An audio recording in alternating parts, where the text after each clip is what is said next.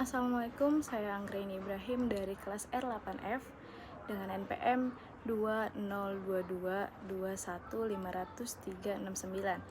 Di sini saya akan menjelaskan mengenai demokrasi, kepemimpinan, dan penegakan hukum berdasarkan perspektif Islam. Nah, demokrasi sendiri yang kita tahu itu adalah kebersamaan dalam mengambil keputusan secara bersama-sama berdasarkan musyawarah. Nah, dalam Quran Surat Asy-Syura ayat 36 itu juga menjelaskan dasarnya demokrasi ini adalah perintah untuk bermusyawarah. Jadi kita dapat menyelesaikan masalah penting secara bersamaan. Contohnya dalam memilih pemimpin secara kesepakatan, membahas aturan yang bisa kita buat dan menguntungkan semua pihak, lalu mendengarkan pendapat warga sebelum bisa mengambil keputusan. Nah, ada manfaatnya dari demokrasi sendiri, yaitu bisa mengambil keputusan lebih adil, terus dapat diterima oleh banyak orang karena kita gak cuma milih dari satu pihak saja, melainkan dari yang lainnya gitu. Lalu yang kedua, kepemimpinan dalam Islam.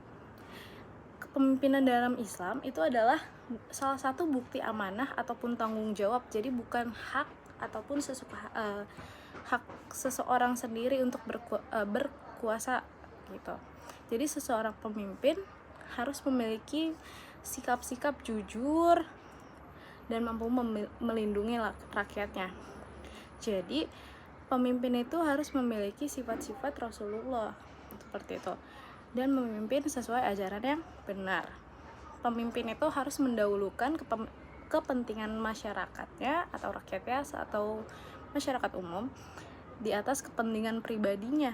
Contohnya, misalnya dia mendahulukan memberikan penanganan terhadap masyarakat dibandingkan dirinya sendiri kayak gitu. Terus manfaat dari kepemimpinan ini terciptanya ketertiban karena ada yang memimpin dan ada yang mengelola sesuatu kayak gitu. Terus rakyat juga bisa merasa aman, lalu diperhatikan dan teratur. Nah, lalu yang ketiga itu ada penegakan hukum dalam pandangan atau perspektif Islam. Nah, penegakan hukum dalam perspektif Islam itu tidak membeda-bedakan antara miskin maupun kaya. Nah, lalu penegakan hukum itu diatur secara adil. Jadi adil itu tidak misalnya ada dua orang, misalnya namanya Andi dan namanya Agus. Nah, Andi dan Agus misalnya dia SMP dan Andi itu SMA, tapi Andi dikasih 50.000. Nah, itu tentu tidak adil karena yang SMA kemungkinan memiliki kebutuhan lebih banyak dibandingkan yang SMP. Seperti itu. Seperti yang sudah dijelaskan oleh Pak Saad pada pertemuan sebelumnya. Jadi, penegakan hukum itu dianalogikan sebagai hal yang mengatur keadilan. Jadi, hukum itu bertujuan untuk melindungi hak setiap orang dan mencegah kerusakan atau konflik yang ada di masyarakat. Seperti itu. Nah, contoh-contohnya adalah memberikan hukuman yang setimpal bagi orang yang melanggar sesuatu. Misalnya, jika dia mencuri, pasti kan ada pasal-pasal yang diberikan untuk hal yang mencuri. Seperti di Al-Quran, para pencuri itu akan dipotong tangannya, seperti itu. Lalu, penegakan hukum ini bisa menyelesaikan perselisihan secara adil. Jadi kita melihat keadilan dalam perspektif Islam dan hukum yang ada di negara ini. Bahkan hukum yang ada di negara ini tentu saja berkaitan dengan apa yang ada di dalam Al-Quran, seperti itu. Nah, manfaat dari penegakan hukum pastinya untuk menjadikan hukum itu adil, terus warga itu merasa memiliki penjaga secara hak asasinya atau HAM-nya. Jadi masyarakat mungkin bisa menjadi masyarakat yang memiliki hidup damai, seperti itu. Nah, apa aja sih hubungan antara ketiga ini? Nah, hubungan antara demokrasi, kepemimpinan, dan penegakan hukum itu saling berkaitan dalam pandangan Islam. Musyawarah itu menjamin semua keterlibatan warganya atau rakyatnya. Jadi pemimpin yang yang baik itu harus menjalankan hasil kesepakatan, dan hukum itu memastikan semuanya berjalan dengan lancar atau sesuai dengan yang ada saat ini. Seperti itu. Nah, jadi ketiga fungsi itu melengkapi satu sama lain agar terciptanya masyarakat yang adil, makmur, dan damai.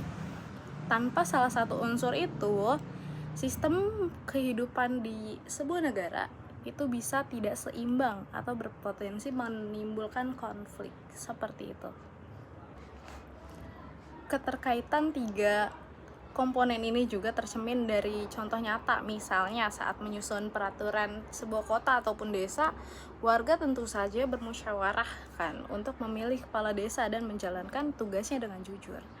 Nah, jika ada kepala desa yang melanggar, tentu saja itu bisa diselesaikan secara hukum kan.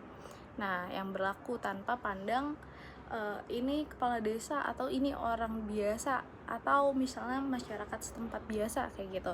Nah, dengan begitu setiap orang itu punya hak yang terjaga. Jadi kepercayaan antara warga itu masih sama-sama terjaga karena mereka merasa aman, seperti itu.